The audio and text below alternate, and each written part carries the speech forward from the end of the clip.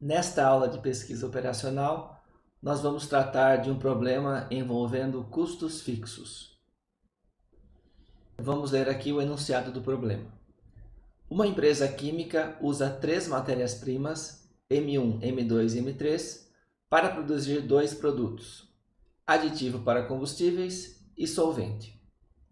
A disponibilidade de matéria-prima é de 20 toneladas, 5 toneladas e 21 toneladas para M1, M2 e M3, respectivamente. O consumo de matéria-prima por tonelada e os lucros correspondentes de cada produto estão na tabela a seguir. Então vejamos aqui na tabela, temos as 3 matérias-primas e os 2 produtos, o aditivo e o solvente. E a tabela diz o seguinte: para produzir 1 tonelada de aditivo, é preciso misturar 0,4 tonelada de M1 e 0,6 de M3.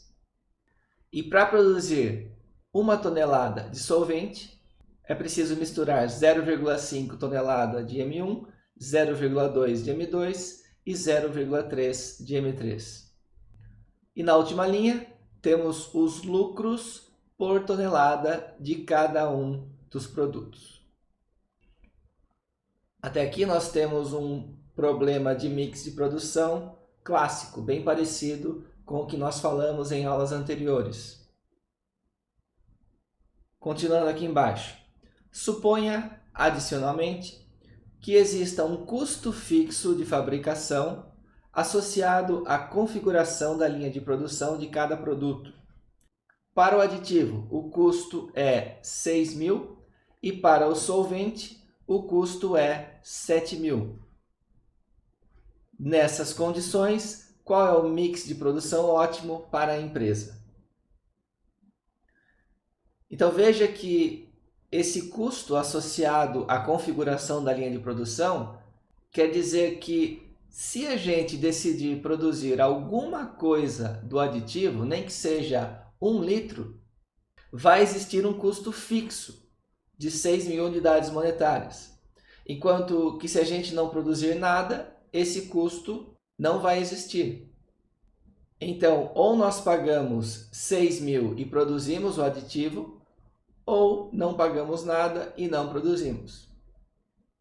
A mesma coisa para o solvente, só que agora o custo fixo é de 7.000. Então, ou nós pagamos 7.000 para poder produzir alguma quantidade de solvente, ou então não produzimos e não pagamos esse custo.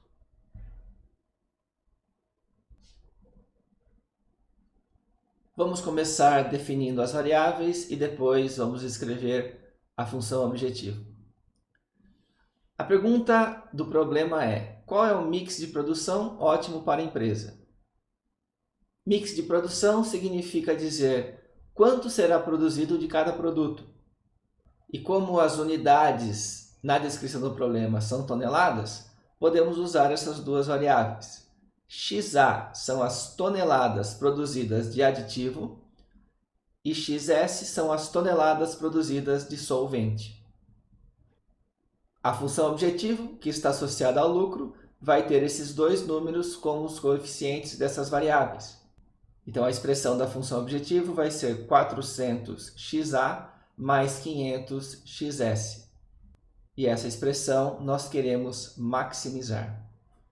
Aqui eu escrevi que essa é a função objetivo inicial, porque ainda não incluímos os custos nessa função. Nós vamos fazer isso nos próximos slides.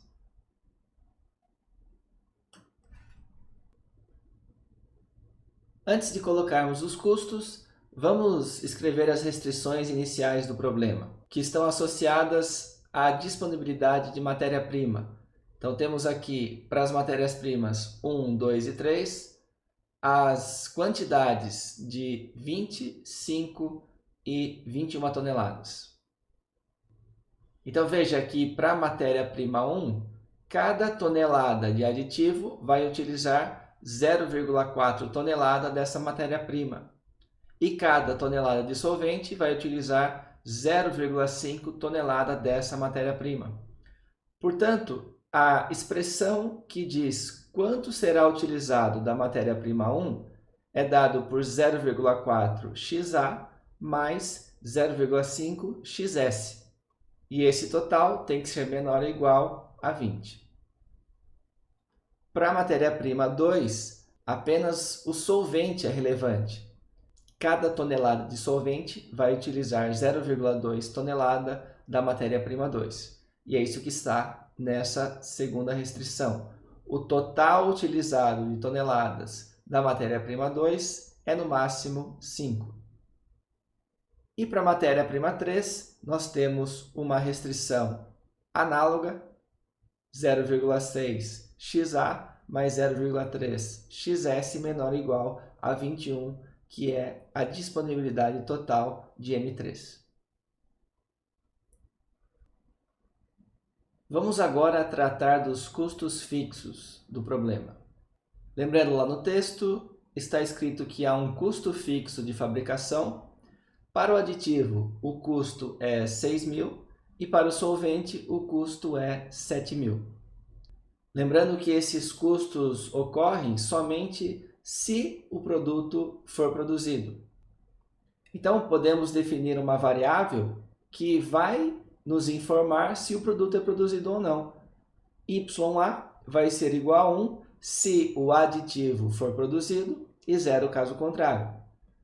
E uma outra variável para o solvente vai ser o YS, que se igual a 1 nos diz que o solvente é produzido e 0 caso contrário. Então aqui podemos ter todas as combinações possíveis. Podemos produzir somente o aditivo, somente o solvente, podemos produzir ambos e podemos não produzir nenhum dos dois. Tudo vai depender dos valores das variáveis YA e YS. Agora é preciso fazer uma ligação entre a variável XA e a variável YA. Lembrando que XA são as toneladas produzidas de aditivo. E essa ligação é feita por essa restrição. XA é menor ou igual a MYA. Sendo que este M vai ser um número suficientemente grande para não interferir nas outras restrições. Então vamos entender esta desigualdade que está aqui. Lembrando que o YA tem dois valores possíveis, ou ele é 0 ou ele é 1. Então vamos colocar aqui em cima esses dois valores possíveis para a gente fazer essa análise. Se o YA for igual a 0, essa restrição vai ser o mesmo que XA menor ou igual a 0, pois aqui a gente teria M vezes 0. E se o YA for igual a 1, essa restrição seria o mesmo que XA menor ou igual a M, pois aqui temos M vezes YA. Então veja que o fato de o YA ser igual a 0 faz com que a variável XA seja igual a 0. Porque aqui nós temos XA menor ou igual a 0, porém o valor de XA não pode ser negativo. Então, obrigatoriamente, ele vai ter que ser igual a 0. Ou seja, se não houver o custo fixo associado à produção do aditivo, então ele não será produzido. Por outro lado, se nós incorrermos nesse custo fixo de produzir o aditivo, ou seja, se o YA for igual a 1, então isso vai fazer com que o valor da variável XA seja menor ou igual a M. Em outras palavras, ele pode ser maior do que 0, limitado a um certo valor M que nós vamos escolher. E essa escolha deve ser um valor suficientemente grande, ou seja, um valor que não restrinja a quantidade de toneladas do produto A. Para o segundo produto, o solvente, a restrição é análoga. XS menor ou igual a M vezes YS. E assim nós fazemos a ligação entre a variável XS e a variável YS. Depois de incluídas essas duas variáveis, nós podemos fazer uma atualização da função objetivo. E como essa função é de maximização de lucro, temos que aqui incluir os custos de se produzir o produto A ou o produto S. E esses custos, obviamente, são incluídos com sinal negativo. Essa expressão final, portanto, nos vai dar o lucro total de se produzir XA toneladas de aditivo e XS toneladas de solvente. E esse lucro nós queremos maximizar. Temos aqui o modelo matemático completo, com a definição de todas as variáveis. Aqui a função objetivo. Depois, 3 restrições de matéria-prima. 2 restrições fazendo a ligação entre as variáveis contínuas e as variáveis binárias. Veja que as variáveis XA e XS são contínuas mesmo, pois não existe o requerimento de que sejam produzidas quantidades inteiras de toneladas. Podemos, por exemplo, produzir meia tonelada. E por último, as variáveis binárias YA e YS. E antes de nós passarmos para a solução, devemos fazer uma estimativa de quanto poderíamos usar para o nosso valor de M. E para fazer essa análise, vamos olhar cada uma dessas restrições, pensando em qual seria o valor máximo de cada produto que poderiam ser produzidos.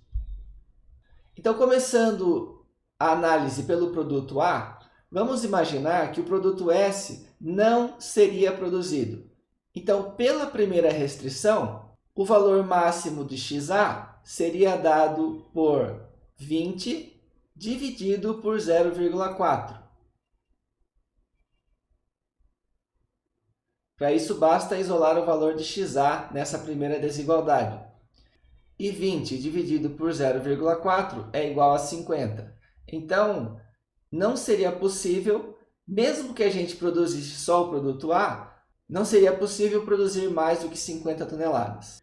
E olhando para a terceira restrição, isolando o valor de XA, nós teríamos XA menor ou igual a 21 dividido por 0,6, que dá 35. Ou seja, a depender da restrição 3, o valor máximo de XA seria 35. Então, se nós usarmos o M igual a 35, isso não vai fazer diferença para as outras restrições, no que diz respeito à variável XA. Muito bem, vamos agora analisar a variável XS. E para analisar a variável XS, vamos supor que somente o solvente seria produzido, de modo que a gente pode, por hora, esquecer a variável XA. Trazendo essas restrições aqui para cima, na primeira vamos isolar o valor de XS. E aqui nós teríamos XS menor ou igual a 20 dividido por 0,5, que é igual a 40. Na segunda restrição, nós teríamos XS menor ou igual a 5 dividido por 0,2, que é igual a 25. E na terceira restrição, nós temos XS menor ou igual a 21 dividido por 0,3, que é igual a 70. Então, baseados nessas 3 informações, nós concluímos que o valor máximo de XS é 25. Portanto, nós poderíamos substituir aqui nessa equação o valor de M igual a 25. Isso não iria influenciar nas outras restrições no que diz respeito à variável XS.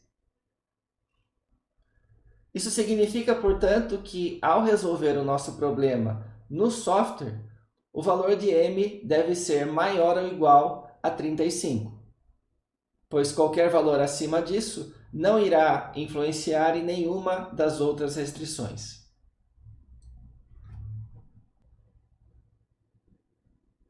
Vamos ver aqui a resolução no LPsolve. Temos a função objetivo, as restrições de matéria-prima. Aqui as duas restrições fazendo a ligação entre as variáveis contínuas e binárias. E lembrando que no slide anterior eu disse que o valor de m poderia ser no mínimo 35. Aqui eu decidi colocar o valor 100. Por último, as variáveis binárias. E lembrando que as variáveis contínuas não negativas não precisam ser colocadas aqui no tipo de variáveis dentro do LPsolve. Resolvendo o problema, temos a seguinte resposta. Olhando aqui na última coluna, devem ser produzidas 36,67 aproximadamente toneladas do produto A e não vai ser produzido nada do produto S, do solvente. Veja que as variáveis binárias associadas representam essa situação, então o YA igual a 1 significa que foi produzido o produto A. O YS igual a 0 significa que não foi produzido o produto S. E o lucro total associado a essa produção é de 8.866,67 aproximadamente. Para finalizar, um resumo para situações em que temos custos fixos no problema. Então aqui estamos dizendo que há um custo fixo de F unidades monetárias se o valor da variável x for maior do que zero. Se o valor de x for zero, esse custo não será cobrado. Para fazer a ligação entre as variáveis x e y, é utilizada essa desigualdade, x é menor ou igual a my. Lembrando que a variável binária y tem o seguinte significado. Se ela for igual a 1, então o valor de x pode ser maior do que zero. E se a variável y for igual a zero, então o valor de x vai ser igual a zero. Como y é uma variável binária, temos que colocar isso na formulação. E como já dissemos várias vezes, o valor de m tem que ser suficientemente grande para não influenciar nas outras restrições. Na função objetivo, se for de maximização de lucro, por exemplo, então o termo f vezes y deve ser colocado com sinal negativo. No entanto, se for um problema de minimização, por exemplo, de custo total, então esse custo fixo, que seria um custo adicional, deve ser colocado com sinal positivo. Finalizamos assim mais uma aula de pesquisa operacional. Até a próxima!